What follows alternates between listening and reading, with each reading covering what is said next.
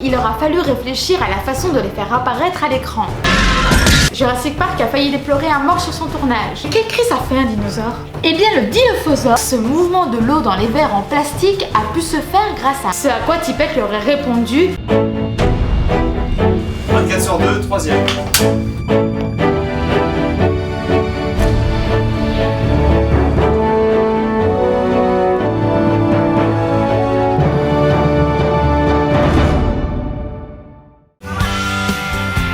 Aujourd'hui, je vous propose de décortiquer le film qui a battu le nombre de recettes effectuées après sa sortie à travers le monde, et ce jusqu'à l'arrivée de Titanic. Je ne dis pas que vous ne connaissez rien, je dis juste que vous ne connaissez peut-être pas tout. Contrairement à ce qu'on pourrait penser, le scénario ne sort pas tout droit de l'imagination de Steven Spielberg, puisqu'il n'est autre en fait que l'adaptation du livre de Michael Crichton.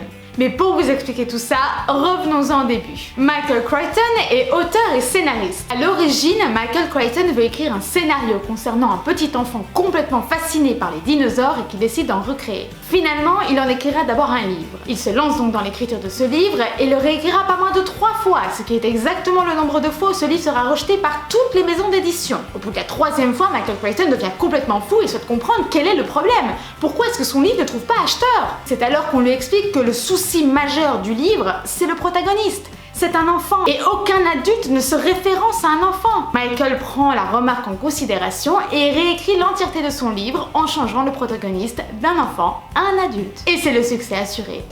Well, did you read Jurassic Park? And he said, oh yeah, I read that. So I turned around and I said, is it any good? He says, yeah, it's good. Bien que peu de personnes aient cru au livre de Crichton durant le processus d'écriture, il y a quand même une personne qui a toujours eu foi en l'auteur, et ce depuis le début. Et cette personne n'est autre que Steven Spielberg. D'ailleurs, Crichton et Spielberg discutèrent pendant l'écriture du livre d'une éventuelle possibilité d'en faire un scénario. Finalement, Crichton aura eu son scénario de Jurassic Park.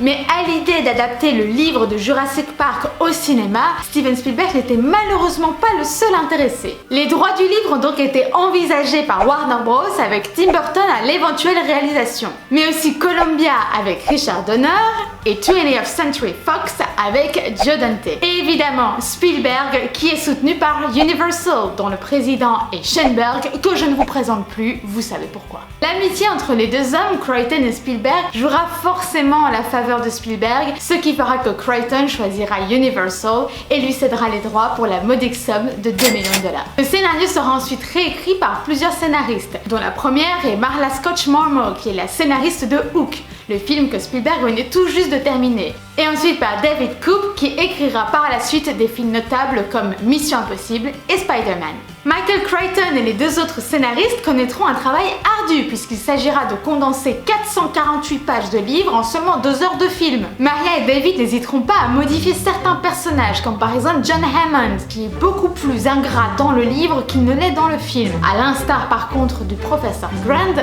qui est beaucoup plus hostile envers les enfants dans le film qu'il ne l'est dans le livre. Ils n'hésiteront pas à supprimer certaines scènes également qu'ils estiment ne pas pouvoir faire rentrer dans le budget, qui est quand même à la base de 64 millions de dollars.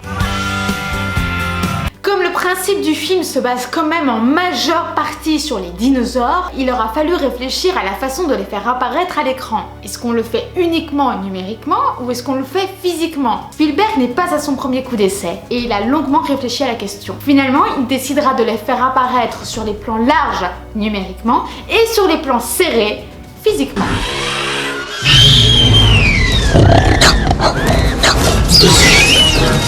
Comment? Avec des animatroniques, c'est-à-dire des animaux robotisés. Where the movements were so smooth and so authentic. You know, when it would snap its head around, it didn't have a recoil. Phil Tippett se chargera du Go Motion et Dennis Muren des quelques plans qu'il y a à faire en effet numérique. L'un consiste à utiliser des espèces de marionnettes pour créer un personnage, tandis que l'autre se base uniquement sur des images de synthèse. Concernant les animatroniques, on demande à Stan Winston de s'en occuper, qui est également celui qui a fait Terminator et Alien. Among the many heroes of this incredible feat of special effects filmmaking was Stan Winston. He believed in and supported his team. Et pour la petite information, les animatroniques dinosaures pesaient entre 5 et 6 tonnes. L'équipe de Phil Tippett se lance déjà dans le travail du Go Motion et celle de Dennis Muren dans les quelques images de synthèse qu'on leur a demandé de faire, qui ne sont qu'une infime partie du travail conséquent à faire sur le film. Mais dans l'équipe de Muren, il y a Steven Williams. Et Steven Williams, il a envie de prouver qu'on peut faire bien plus de choses avec des images de synthèse que ce qu'on a bien voulu leur laisser. Il décide donc de créer plus de travail pour Jurassic Park que ce qui n'a été demandé à la base. Et il profite du jour où une productrice du film, Kathleen Kennedy, vient visiter les locaux de studio d'effets spéciaux pour voir l'avancée du travail, pour diffuser son propre travail à lui sur les ordinateurs. He says, you know you're not allowed to do it. I like to bust down those walls, tell them to go to hell. Right? La parade fonctionne et Kathleen Kennedy est complètement séduite par le travail qu'elle voit. Elle demande donc à Steven Spielberg de laisser plus de place aux images de synthèse dans le film. C'est précisément à l'annonce de cette décision que Spielberg a taquiné Tippett en lui disant que son métier était terminé. Ce à quoi Tippett lui aurait répondu « Tu veux dire en voie d'extinction ?» Cette réponse a tellement marqué Spielberg qu'il a décidé de la garder dans son film. We're out of a job.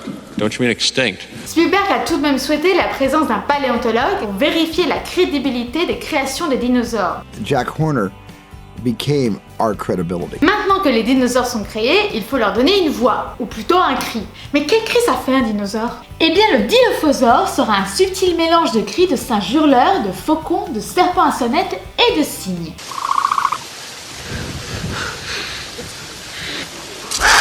Le vélociraptor sera quant à lui un mélange de sons d'éléphants, de dauphins et de morses.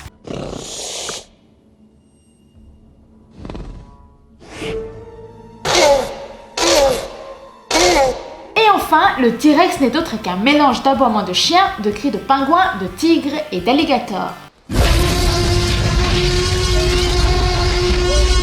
Ah oui, non, pardon. Il y a aussi le brachiosaure qui est un mélange entre la baleine et l'âne. Voilà. Jurassic Park aura demandé pas moins de 2 ans de préparation pour le tournage. Le début du tournage aura lieu le 24 août 1992 sur une île hawaïenne jusqu'au 11 septembre, date à laquelle un ouragan fait irruption sur l'île et force l'arrêt total du tournage. Les problèmes de météo n'auront pas aidé l'équipe technique, qui aura des problèmes conséquents sur la mécanique des T-Rex. Et oui, l'eau a rendu complètement foireuse la mécanique du T-Rex qui du coup n'arrête pas d'avoir la mâchoire qui tremble pendant les prises. Il faudra constamment demander à l'équipe technique de sécher le T-Rex entre chaque prise à coups de serviette et de sèche-cheveux. Mais la pluie n'est pas le seul imprévu que l'équipe ait connu. Revenons sur cette scène par exemple.